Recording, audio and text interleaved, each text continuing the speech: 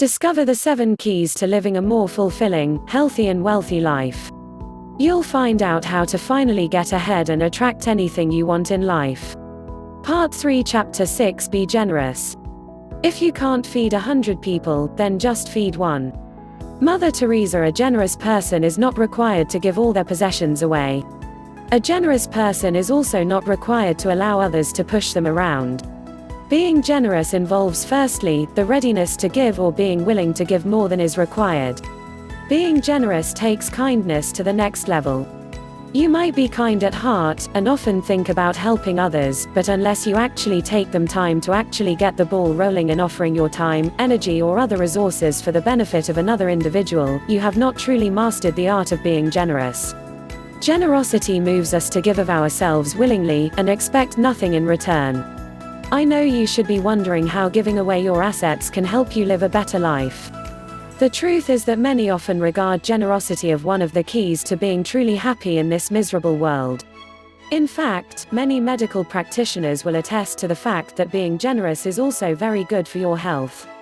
In fact, here are some of the proven benefits of giving generously: reduced stress, lessening the likelihood of suffering from depression, increased sense of purpose, greater happiness, stronger families and marriages, less clutter, reduced risk of dementia, greater appreciation for all that you have, more likely to benefit from the generosity of others. A generous person often seeks out opportunities to do good for others.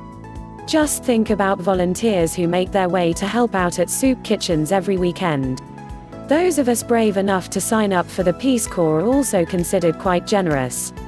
But simply helping an elderly lady with her grocery bags, or stopping to allow a child to cross the road, can be considered generous. This kind of concern for others proves beneficial because it forces us to focus on the needs of others instead of on our own problems. Anything that minimizes the effect of our problems, whether in our relationships or even financially, will have a direct effect on our health. Being generous protects us from all the cynicism and narcissism that makes it so hard to navigate our way through this world. I would, however, encourage you to be cautious as you endeavor to be more generous. Be very careful of the way in which you demonstrate your generosity. Please be especially careful when being generous to members of the opposite sex. If you're already taken, and you don't want to send the wrong impression, avoid gifts or favors that are personal in nature. A personal gift is anything related to one's body. Perfume, for example, would be considered a personal gift. Please also bear in mind that your own safety may come into play when being generous. Many people have gotten robbed when asked by a seemingly homeless person to give some money. Reaching into your wallet or bag, and revealing where your cash is kept, and how much cash you have, is a bad idea, no matter how needy the person may appear to be. A safer option would be to let the person know that you will return with a gift. I would strongly suggest that you go to a secure location, one that is away from prying eyes, and package everything that you would like to donate to this individual in advance. My final word of caution is that you need to feel out the person before being too generous. Some people like spontaneity and others prefer if you first ask them if they need your help. Even the best of intentions can put you in awkward situations if they are not executed correctly. We have discussed at length how improving various aspects of your own personality can help you to heal yourself, and avoid a lot of the emotional baggage that comes along with the negativity in this world. The final of this book holds the most important key to healing all the scars caused by this nasty world. Please read on to learn more about what that is. Chapter 7, Be Yourself. Be yourself, everyone else is already taken. Oscar Wilde. The greatest gift you ever give is your honest self. Fred Rogers. We all need to learn to be ourselves again. This is one of the most crucial aspects of successfully navigating through this catastrophe we call life. This encouragement is in no way giving you the right to be a jerk. We have already discussed that healing ourselves from the pain caused by this world requires that we work hard to get rid of our negative traits. Traits such as being arrogant, rude, dishonest and stingy have no place in your life. When we proudly walk around with these ugly habits, we are inviting all sorts of negativity into our lives. The result of that is only more pain and disappointment. That is why I encouraged you in the very first chapter to get to know yourself. This will better equip you to heal yourself by learning more about your faults. So what exactly does it mean to be yourself? It requires that you distance yourself from all the labels the world around us has imposed on us. These ugly labels come about because of the way we look, the way we dress, or even the community we grew up in. There is no reason for us to allow the world around us to squeeze us into a mold that doesn't really represent who we are.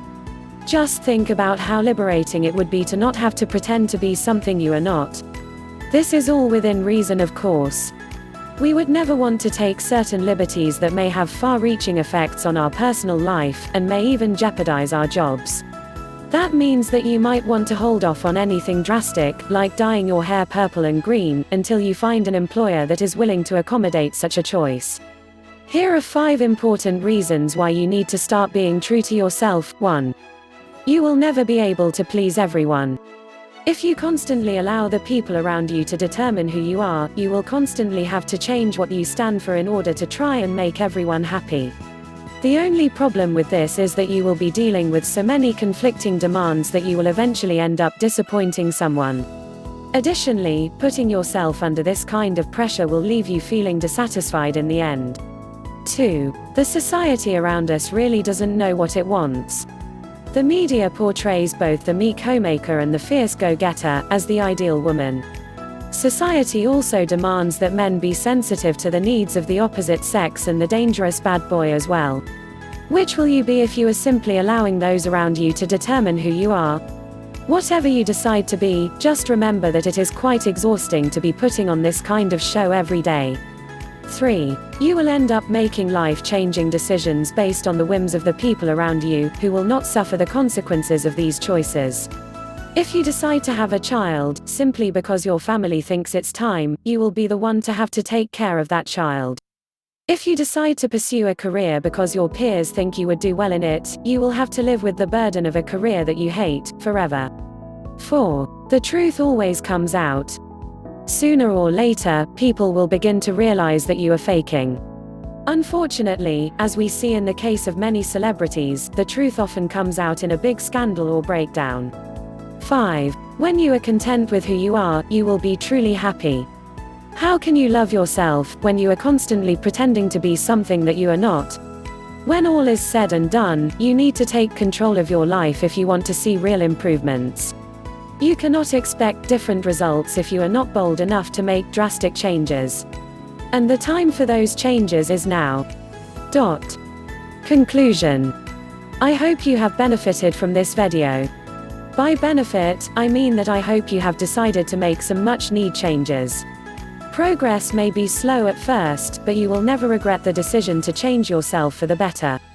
Every step, no matter how small, is a step forward, and can thus rightly be viewed as progress. The universe has a way of rewarding the good in us and helping us to find the good in others. By now, you should have realized that the secret to healing ourselves and successfully navigating through the catastrophe of life lies in our hands. Unless we acknowledge our own faults and actively work to try and improve on them, our lives will never get any better. As human beings, our greatness lies not so much in being able to remake the world, that is the myth of the atomic age, as in being able to remake ourselves.